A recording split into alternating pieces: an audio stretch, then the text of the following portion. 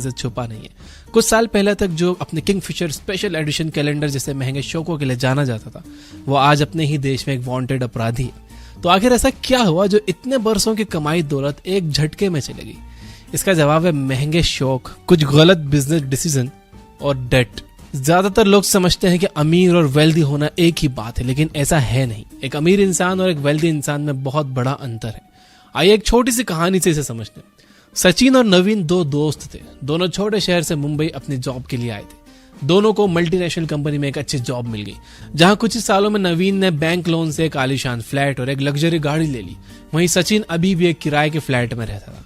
जब भी वो अपने शहर जाते या शहर से कोई मुंबई आता तो कहता कि नवीन ने तो बहुत तरक्की कर ली, बेचारा सचिन वहीं रह गया। कुछ सालों बाद सचिन ने शहर के कोने में एक फ्लैट ले लिया और उसे किराए पर लगा दिया।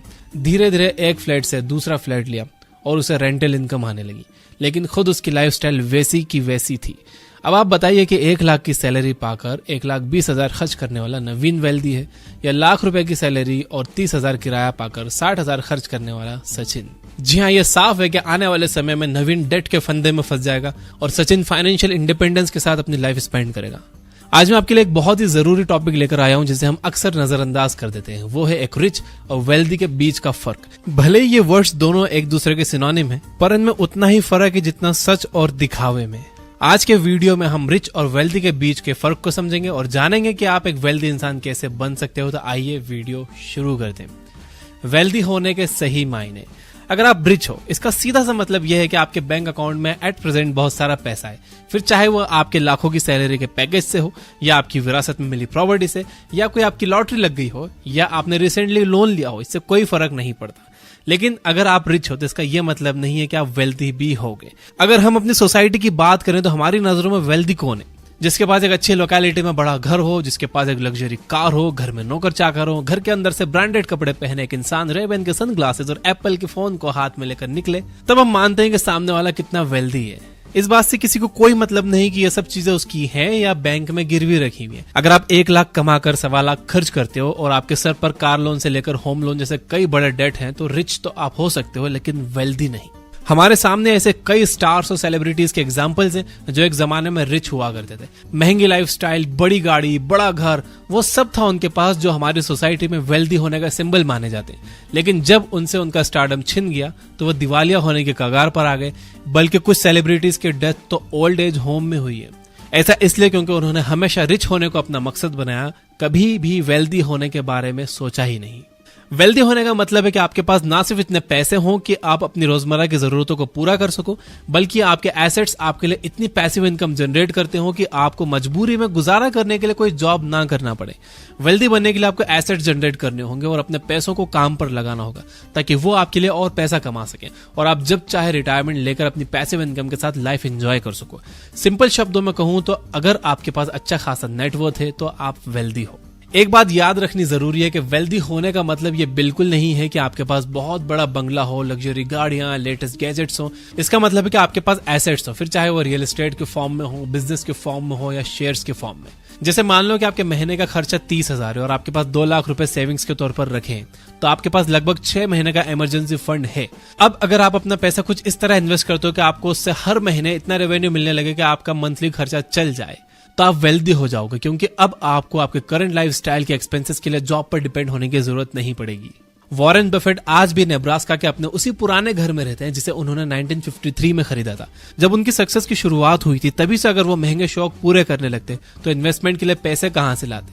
भारत के वॉरेन बफेट कहे जाने वाले राकेश झुनझुनवाला ने इकोनॉमिक टाइम्स को एक इंटरव्यू में कहा था कि अगर जरूरत पड़ी तो इन्वेस्ट करने के लिए मैं अपनी बीवी के गहने भी बेच दूंगा। कई लोग वेल्दी लोगों की लाइफस्टाइल कॉपी करने की कोशिश करते हैं, लेकिन ये भूल जाते हैं कि कितने ही सेक्रीफाइसेस और सेविंग्स के साथ आज वो यहां तक पहुंचे हैं। रिच और वेल्दी के बीच का डिफरेंस। एक रिच और वेल्दी में उनके अकाउंट में पड़े पैसों के अलावा एक बहुत बड़ा डिफरेंस होता है, वो है उनके माइंडसेट का। एक ऐसा इंसान भी वेल्दी बन सकता है जो रिच लाइफस्टाइल रखने वाले से कम कमाता हो, क्योंकि उनकी सोच में जमीन आसमान का डिफरेंस होता है। सबसे पहला डिफरेंस है कि एक रिच इंसान कंज्यूमर होता है, वो पैसों को खर्च करने में विश्वास रखता है, वो मानता है कि पैसों से शौक पूरे किए जा सकते हैं।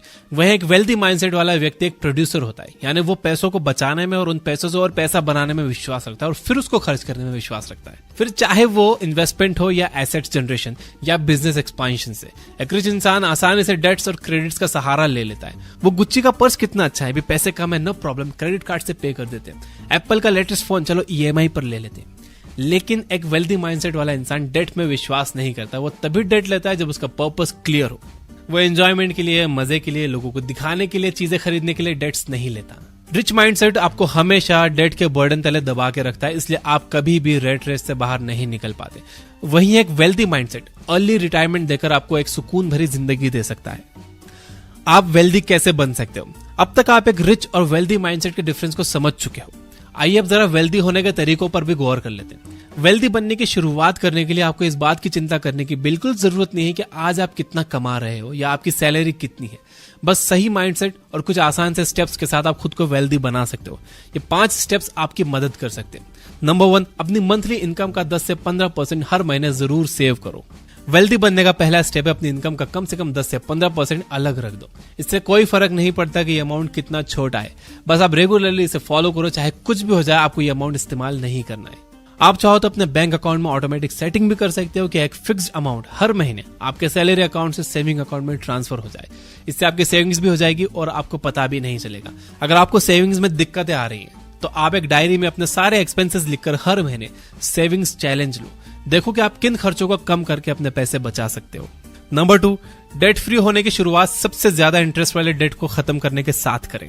अगर आप वेल्दी होना चाहते हो तो उसके लिए आपको डेट फ्री होना बहुत जरूरी है, क्योंकि हमारे एक्सपेंसेस का बहुत बड़ा हिस्सा EMI और मॉर्गेज में चला जाता है। इन 6 स्टेप्स से आप डेट फ्री हो सकते हो। नंबर 1, कोई भी नया डेट लेने से बचो। इसमें क्रेडिट कार्ड भी शामिल है। क्रेडिट कार्ड से चीजें खरीदना बंद कर दो। नंबर 2, दूसरों को इंप्रेस करने के लिए कोई भी चीज मत खरीदो। नंबर 3, अपना टोटल डेट कैलकुलेट करो और देखो कि किसमें कितना इंटरेस्ट है। नंबर 4, हाई इंटरेस्ट वाले डेट को सबसे पहले भरने की कोशिश करो। नंबर 5, फ्रीलांसिंग या एक्स्ट्रा वर्किंग और से कुछ एक्स्ट्रा इनकम जनरेट करने की कोशिश करो। और नंबर 6, अगर आप किसी भी डेट पर किसी तरह की छूट या रिलैक्सेशन अवाइल कर सकते हो तो उसके बारे में पता लगाकर मौके का फायदा जरूर उठाओ। डेट से बाहर निकलना थोड़ा मुश्किल है, लेकिन एक प्रॉपर प्लानिंग को स्ट्रिक्टली फॉलो करके आप डेट फ्री हो सकते हो। ज्यादातर लोग पूरी जिंदगी से बाहर बस इसलिए नहीं निकल पाते क्योंकि वो इसे सीरियसली लेकर कभी अपनी प्रायोरिटी बनाते ही नहीं है। उनका ध्यान उधार पर चीजें खरीद कर दूसरों को इंप्रेस करने पर लगा होता है। उनका ध्यान कभी भी डेट कम करने में नहीं होता, और यही सबसे बड़ी गलती वो करते हैं, क्योंकि डेट तो बड़े से बड़े करोड़पतियों को भी सड़क पर ला सकता है। जल्द से जल्द और ज्यादा से ज्यादा इन्वेस्ट करने की कोशिश करो। पैसे से पैसा कमाने का आसान तरीका है इन्वेस्टमेंट, इसलिए जल्द से जल्द इन्वेस्ट करना बहुत जरूरी है। हालांकि इन्वेस्टमेंट में रिस्क भी है, लेकिन समझदारी से इन्वेस्ट करने के तरीके सीख कर आप मिनिमम रिस्क